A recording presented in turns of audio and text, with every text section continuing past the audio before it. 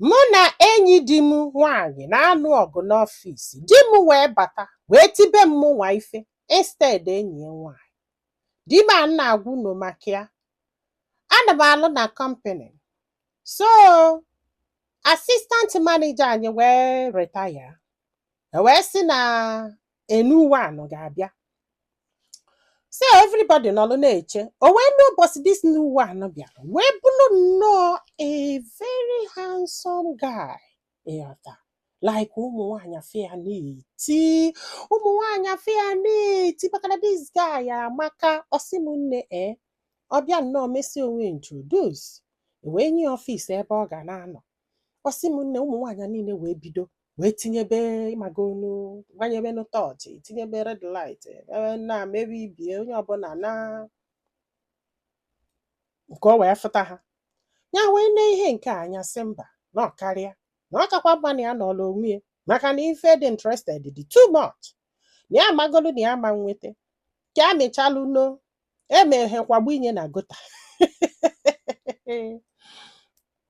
Ọsị bụ nna ọkwanya ya wee bichalụ wee no fa wee na-achụ this guy ihe a na-afịọ n'ọfịs onye ọkwalụ na onye ọkwero chụkatị olu one day ozie one guy ozi si anya gwa nya na ya chọrọ ife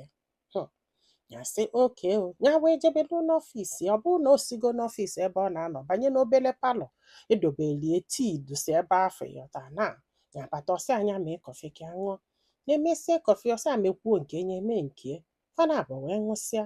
O wee sị ya na ya afụgo ka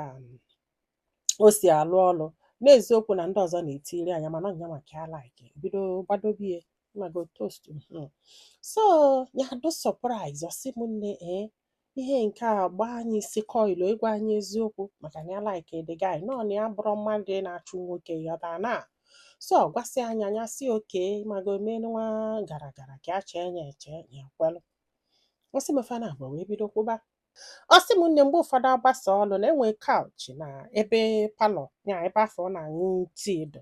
Mgbe ụfọdụ nafa ga-esi Igbo ngị ebe afọ ịmagolu.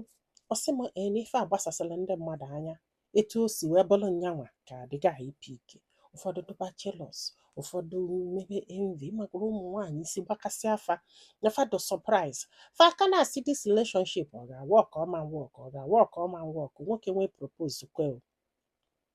Ọsị m this guy na bọsị o propose nya na company gbawala ụzọ na-abụ onye ọbụla ụfọdụ ụmụ nwaanyị oyi tụrụ ụfọdụ ụmụ nwaanyị na oyi tụrụ fa nya onye ọbụla akụjasịrị akụja nya kwelo pịa ọbịa be dị ya mee ga-eme fedu n'isi efa na abụ bili. So ya na-alụkwa ebe a na-alụ na ya na-alụ na different building ịghọta na ndị na ọ na building ndị isi na sọkwana ya mụọ nwa nke izizi ọ na-agakwa ya mụọ nke ịbụọ ọ na-agakwa anagidezie nafa ya na-ebu die ụzọ agbasa ọlụ ya gbasa ọlụ ya anaba o jesie nni magolu mee 1 or 2 before di ya abata. Mana ọ nara akụsi isi na di ya abatago ya na. So mana ya nwa na-agbasa I think 3:30 ya agbasago naba ya na-enwesi edoka 2 hours gap before di ya wee bata. So ọ na-akụsi isi di ya abata etu ka fasi ama na-eji and mgbe ụfọdụ ya ga na na-eje n'ọfịs je gwa di ya before ya anaba ya chọọ na anyị jee n'ọfịs je gwa di ya before ya anaba. Anọgide one day di ya si ya na o nwere ike na ya nazi na-abịa na-arịgo steepụ bịa na-afị ya mgbe ya dị ime o na ọ bụrụ na ọ chị na anya just test alị ya eyọta and na ọ bụrụ iwu na ọ ga-abụ ya before naba. Ọlụsị ọlụ ya naba ya bọdazi n'onwe ya si oke ya lụsịzi ọlụ ya anaba na ede eje agwụ ya na-emezie once na wow. Ọsị m nne na di ya ebidokwe di ya na-anata ọlụ 6 o'clock na-abatazi 10 ya jụọ onye ọsị na o nwere ife ji ha n'ọfịs ya jụọ onye ọsị na o nwere ihe ji ha n'ọfịs. Ọsị m nne ihe a na-eme pịa ụmụ enyi nwaanyị bido tamukete onye wee si ofu kedu ihe na-eme na ya gwa ya nke afọ wee gwa ya wee si ya na this particular girl nwere one particular girl na-ese di ya Igbo ngị n'ọnya na di ya na-akwụ for so long na anwa ọgba nkịtị kedu ife o ji gbafa nkịtị. Ọsị m nne ya buo ihe a na aka na-efili grateful etu o si bụrụ nya nwa ka o pike amụọ ngụ ụmụ nwaanyị niile n'ebe afọ ịghọtara na and because of that na ya chọrọ ka a sịkwa na fa kwuru na ọma last ịmagolo ụdị ife afọ ya agba ya nkịtị na ndị enyi nwaanyị akụjasịla akụja ya sị ha hapụ ya na di edo very young na o nwere mgbe ọma nchụ nwaanyị as long as na ọ dị ebu ete n'ụlọ na ọkwa ndị enyi ka agwalụ nya gwakwa di nye eme arụ ka ọ na ọ bụrụ unu mana ya mụrụ ife nwoke na-akpụ ụdị agwa ya eji cheni ya mụrọ ịghọta na ọ kwesịrị ịma ife nya belivu ịmagolu na ọ ga na-eseli ya anya ọsị m nne ihe a na-aga ndị mmadụ na-emeli ebele ndị cheni ya mụrọ na-atamụ ndị maalụnụ na-ewoli ya iwo ọsị bụ nne ndị fere ya n'anya na-atajiri digel anya na-akwa digel iyi na-akọtụ digel out ịmagolu na-esesi okwu enwere isi na ọdụ duto na fala ikere ife na-emena mana a na-enezili nyanwa anya ka ya mee netin na o nwere ife ya mee ọsị bụ ọ na-agakwa ditin na-alịgozi di ekwesịzi na-enye magolu nya agbakwa nkịtị di ya na-amịlị nya na-ene anya otu di esi n'aka ya na-apụ so ya wee nọgidesi enyi nwaanyị mba na ihe nke a karịkwa ahụ mana mara ka ya si ya eme ya nalụ n'ụlọ gwaba di gwasịa di esi ya na ọ bụ na ọ chọọ ka dis marriage last ya esokwe na asịla a na-ada akụ ya forget asịla a na-akụ in fact ka agwa ya na nwefe megide n'ụwa ka nwaanyị ya na-anụ ya mere egie zọdị okwu n'isi na nke a ama mme